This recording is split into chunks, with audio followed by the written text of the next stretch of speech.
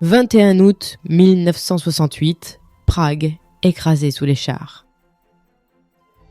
Mardi 21 août 1968, une date qui marque la fin d'un rêve, celui du printemps de Prague. La veille, peu après 23 heures, des avions sans insigne franchissent l'espace aérien tchécoslovaque. En quelques heures, plus de 250 000 soldats, plus de 6 000 chars venus du RSS, de Pologne, de Bulgarie, de Hongrie et d'Allemagne de l'Est pénètrent dans le pays. Le pacte de Varsovie déclenche une opération éclair presque mécanique. L'objectif est clair, écraser le printemps de Prague. En effet, depuis le début de l'année, sous l'impulsion du réformateur Alexander Dubček, la Tchécoslovaquie tente une voie nouvelle, un socialisme à visage humain. Moins de censure, plus de liberté, une presse libre, une économie assouplie, tout ça sans sortir du bloc soviétique bien sûr.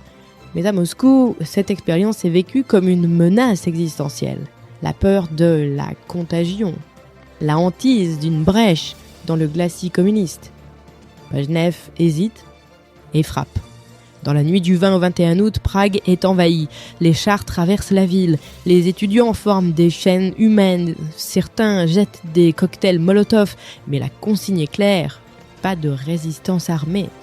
La population descend dans la rue, crie, pleure, entoure les blindés. Les pancartes sont brandies en russe, traitant les militaires d'envahisseurs. Le siège de la radio nationale est pris d'assaut. Quelques journalistes continuent d'émettre clandestinement. Et puis, le silence.